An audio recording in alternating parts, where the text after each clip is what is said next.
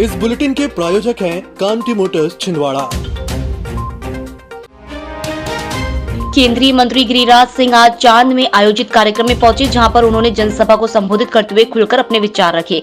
केंद्रीय मंत्री गिरिराज सिंह ने कहा कि भारत में उदारता है, यदि उदारता नहीं होती तो कोई जिन्ना का वंशज नहीं बचता। सर तन से जुदा करने वाले नारे लगाने वाला कोई नहीं बचता। उन्होंने कहा कि ताजिया पर हम पत्थर नहीं फेंकते हैं, लेकिन अब रामनवमी का जुलूस निकलता है तो पत्थर क्यों फेंके जाते हैं। शिवरात्रि में शंकर जी की बारात लालगांव से नहीं तो क्या पाकिस्तान से निकाले। सब्र की परीक्षा मत लो। गौरतलब है कि हाल ही में लालगांव में शिवरात्रि के दौरान शोभा यात्रा को लेकर दो पक्षों में विवाद हो गया था, जिसके बाद आज चांद में पहली बार केंद्रीय मंत्री गिरिराज सिंह पहुंचे, जिन्होंने जनसभा को संबोधित किया। कोई जिन्ना का वंशज नहीं बचता और जो नारे लगाते हैं सर तन से जुदा कर देंगे, वो भी नहीं कोई बचता। मैं निवेदन करता हूं सबसे, हमने आज तक किसी मुसलमान के तजिया पर पूरे देश में किसी ने पत्थर नहीं फेंका। अगर पत्थर फेंका हो तो अभी गिरिराज के ऊपर पत्थर फेंको, लेकिन हमारे तजिया पर नहीं, हम नहीं फेंकते तुम्हारे तजिया पर। हमने उसको अपनाया बचपन से कि तजिया मेरा है। तुम ज्यों-ज्यों तुम्हारे चेहरे खिल रहे हैं, तुम मेरे रामनवमी के जुलूस पर कहीं पत्थर, कहीं ढेले, कहीं तलवार, कहीं गोलियां चला रहे हो। चाहे रामनवमी का जुलूस हो, चाहे हनुमान जी की जयंती हो, चाहे शिव बारात हो, कोई मुझे बताए कि अगर यहां नहीं होगा, लाल गांव में नहीं निकलेगा, तो क्या पाकिस्तान के किसी गांव में निकलेगा।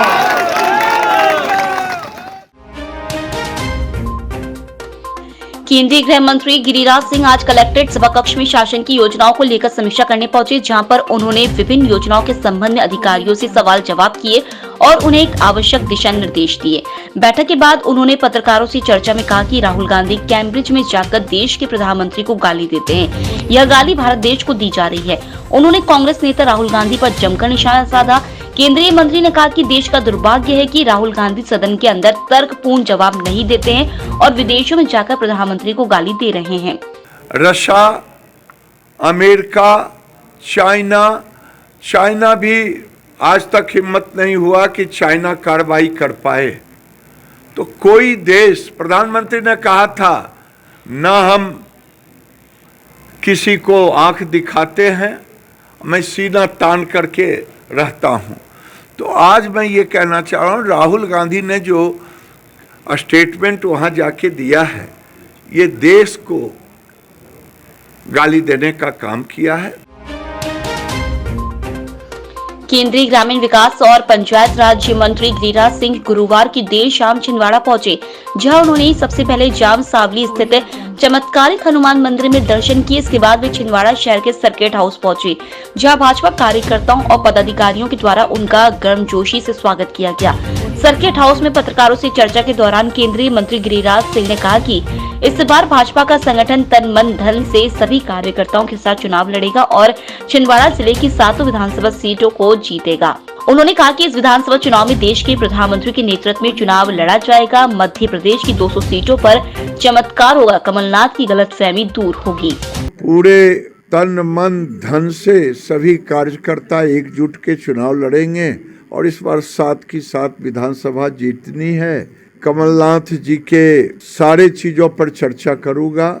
इस बार का चुनाव वो चुनाव है जो भारत के प्रधानमंत्री के नेतृत्व में जो हम पूरे देश में लड़ेंगे। इसलिए मध्य प्रदेश में भी 230 सीटों पर वो चमत्कारिक होगा, उनको मदिरा का याद आ जाएगा कि मदिरा क्या होता है। मुख्यमंत्री कन्यादान योजना के अंतर्गत 13 मार्च को नगर पालिका निगम के तत्वाधान में सामूहिक विवाह समारोह आयोजित किया जा रहा है, जिसके हितग्राही आज फॉर्म जमा करने के लिए निगम कार्यालय पहुंचे, जहां पर 27 फरवरी आखिरी तिथि होने का हवाला देते हुए हितग्राहियों का फॉर्म निगम द्वारा लिए जाने से इनकार कर दिया गया। इस बीच भाजपा नेता और पार्षद विजय पांडे हितग्राहियों के समर्थन में निगम कार्यालय पहुंचे, जहां पर उन्होंने निगम कमिश्नर राहुल सिंह से चर्चा करते हुए आवेदकों के फॉर्म जमा करवाए। मुख्यमंत्री कन्यादान योजना के नाम पे भ्रष्टाचार बंद करो। ये 25 तारीख से पहले से बैठे हुए हैं, डेट बढ़ाना था, वहाँ लगातार चक्कर लगा रहे हैं। 25 तारीख से आ रहे हैं, इनके भाव ले लिए जा रहे हैं। 13 मार्च को मुख्यमंत्री कन्यादान योजना के अंतर्गत सामूहिक विवाह का आयोजन छिंदवाड़ा नगर निगम के द्वारा किया जा रहा है, लेकिन बहुत सारे हितग्राही जो इस सामूहिक विवाह में अपने आवेदन करना चाहते हैं, इस सामूहिक विवाह योजना के अंतर्गत दाम्पत्य सूत्र में बनना चाहते हैं, उन सारे हितग्राहियों को अनदेखा करके और निगम प्रशासन जो है इनके आवेदन जमा नहीं कर रहा है। ये विगत 25 तारीख से लगातार ये यहाँ के चक्कर लगा रहे हैं। नगर निगम के कर्मचारी और अधिकारी जो हैं इन पे ध्यान नहीं दे रहे हैं, और यहाँ पे जो नगर निगम में कांग्रेस की परिषद बैठी है, कांग्रेस के लोग बैठे हैं, वो मुख्यमंत्री कन्यादान योजना में पलीता लगाना चाहते हैं। नोनिया करवल स्थित साईं मंदिर में मंदिर का स्थापना दिवस मनाया जा रहा है। इस अवसर पर मंदिर में विविध कार्यक्रम आयोजित किए जा रहे हैं, जिसमें बड़ी संख्या में लोग पहुंच रहे हैं।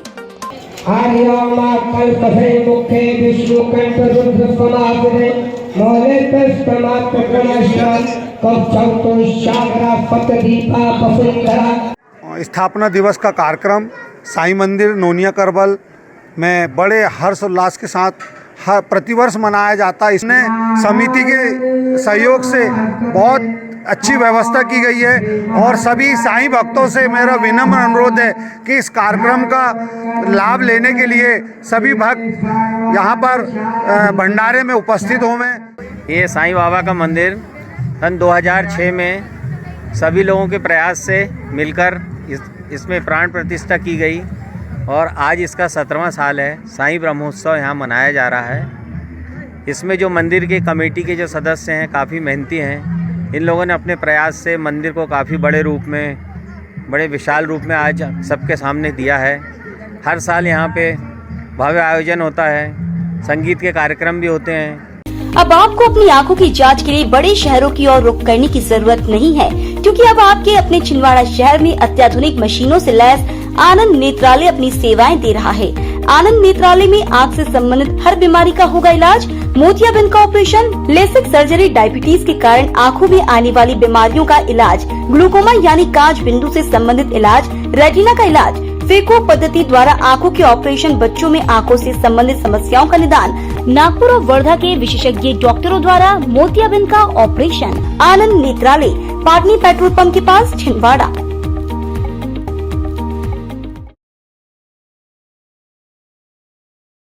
सिविल सर्विसेज की तैयारी के लिए अब दिल्ली या इंदौर जाने की जरूरत नहीं। आपके अपने शहर छिंदवाड़ा में निधि श्री एकेडमी में दिल्ली के अनुभवी शिक्षकों द्वारा यूपीएससी और एमपीपीएससी की तैयारी, वो भी अंग्रेजी माध्यम में। उच्चतम शिक्षा स्तर, regular test, 3 days free demo classes, admission open. Nidhi Shri academy, professor colony, near travel museum, Chhindwara. अधिक जानकारी के लिए संपर्क करें 7024903666। टैक्स बार एसोसिएशन का नागपुर रोड स्थित एक निजी होटल में सेमिनार हुआ, जिसमें टैक्स बार एसोसिएशन के सभी पदाधिकारी और सदस्य मौजूद थे। केवल 139(1) और 139 सबसेक्शन 4 में फाइल किए हुए आईटीआर में ही सेक्शन 11, 12 और 1023C का एग्जेम्पशन ले पाएंगे। 139 सबसेक्शन 8A में जो अपडेटेड रिटर्न फाइल किया है उसके थ्रू आप 11, 12 के बेनिफिट नहीं ऑप्ट कर सकते। वो अगर आपने पिछला रिटर्न ड्यू डेट में फाइल किया तो ही अपडेटेड रिटर्न में इस तरह के एग्जेम्पशन आपको मिलेंगे। जीएसटी की कार्यशाला है। जीएसटी जो 2017 से लागू हुआ है और लगातार कार्यशालाएं हो रही है। ये छिंदवाड़ा बार एसोसिएशन, एआईएफटीपी और एमपीटीएचबी ने मिलके सभी अधिवक्ता, टैक्स प्रैक्टिशनर्स और चार्टर्ड अकाउंटेंट के लिए ये कार्यशाला का आयोजन किया है, जिसमें जीएसटी और इनकम टैक्स सब्जेक्ट पे कार्यशाला हो रही है। एक जीएसटी और इनकम टैक्स पर सेमिनार आयोजित किया गया। इस सेमिनार में हमारे प्रदेश के जितने भी हमारे टैक्स प्रैक्टिशनर हैं, सीए हैं, एडवोकेट हैं, अकाउंटेंट हैं, वह सारे यहाँ पर उपस्थित हुए और हमारे प्रदेश के जो व्याख्याता हैं, जो इस विषय को अच्छे से समझा सकते हैं, उन लोगों ने यहाँ पर इतने अच्छे से सारा जीएसटी और इनकम टैक्स पर विषय रखा। विभिन्न प्रकार की जो टैक्स प्रैक्टिशनर को दिक्कतें आती हैं जीएसटी से संबंधित, इनकम टैक्स से संबंधित, वह सारी जो बारीकियां हैं उन्होंने यहाँ पर समझाई। आंगनवाड़ी कार्यकर्ताओं के द्वारा अपनी मांगों को लेकर मुख्यमंत्री शिवराज सिंह चौहान के नाम आज ज्ञापन सौंपा गया। जेल बगीचे में एक दिवसीय सांकेतिक रूप से धरना प्रदर्शन भी उनके द्वारा किया गया।